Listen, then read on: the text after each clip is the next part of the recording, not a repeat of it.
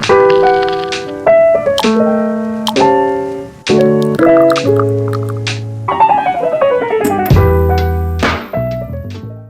everybody. Thanks for listening to Wake Up, Look Up, a podcast where we connect events happening in real time to the gospel of Jesus Christ. I'm Zach Weihrauch. And in today's episode, we're asking the question, who gets a pardon? And as you might have guessed, we're talking about President Joe Biden's recent pardon of his son, Hunter.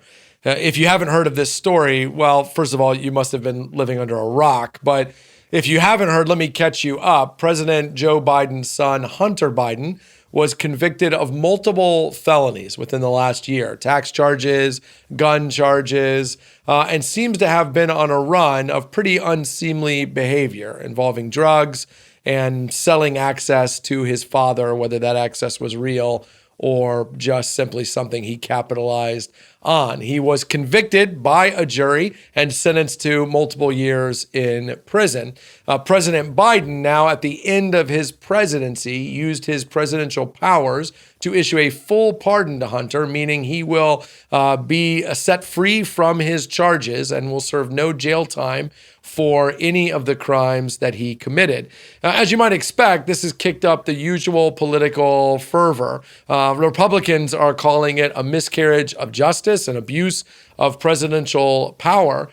Even Democrats, to be honest with you, are having a hard time with it. I read a quote by one Democratic congressman in Arizona who said that this was a miscarriage of justice. Hunter Biden committed multiple felonies. He was convicted by a jury of his peers. He should serve his time. That's coming from President Biden's own political party. What's interesting, though, is that as the Republicans are now saying it's an abuse of power, they're also noting that the language President Biden uses in his press release about the pardon is similar language that President Trump has used about those he has or is promising to pardon in the future, meaning a lot of similarities. And by the way, President Biden is not the first president to pardon a family member. Bill Clinton pardoned his half-brother, Roger Clinton. President Trump pardoned his daughter's father-in-law, Charles Kushner, at the end of his first presidency.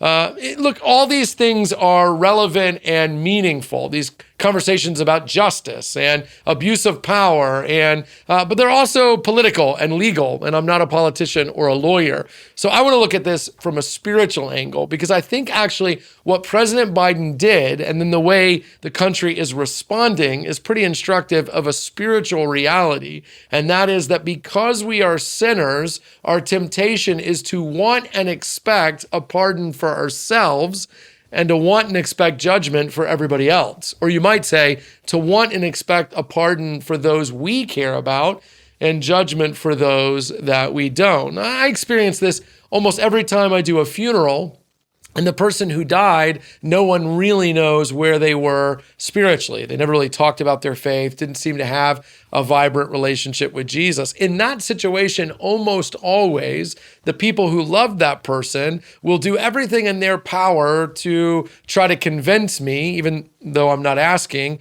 that that person was a Christian. They'll say things like, well, he was very kind or very generous, or he was kind of a private person, so he probably had faith, but he didn't talk about it. And I understand why they're doing that. They want a pardon. They want a pardon for the person they love. They want a pardon for themselves. But isn't it interesting that as hard as we might work to explain and justify our actions, as hard as we might work to explain why we deserve forgiveness, why we deserve a pardon, we're so eager to withhold it from everybody else. So President Biden says, hey, I'm a father, I'm a president, I have the power, so of course I'm going to spare my son. But in 6 months, when President Trump uses his presidential power to pardon someone he loves or cares about or considers a friend, President Biden will vilify that, because what he means is what we all mean. Pardons for us, judgment for you. This is what Jesus was talking about when he told the story of the unforgiving servant,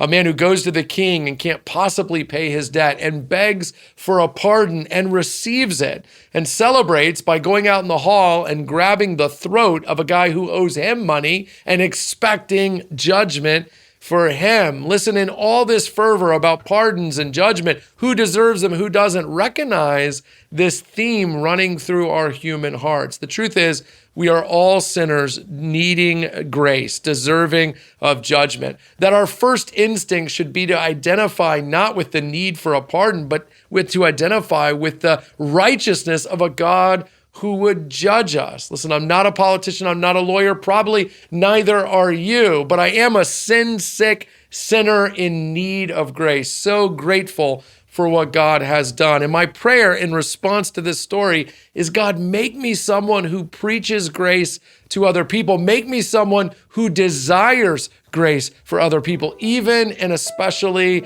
my enemies, because I once was just like them. Who gets a pardon? Anyone who looks to Jesus. And we should celebrate that for all people, all time. Hey, thanks so much for watching this video. While you're here, we'd love to ask you to hit subscribe or to like so you get future content. If you listen to the audio version too, make sure you leave a review and a comment. That really helps. Consider sharing it on social media and helping us get the word out. And hey, while you're here, check out all the other content that Christ Community Chapel is putting out, including the videos that are around me right now.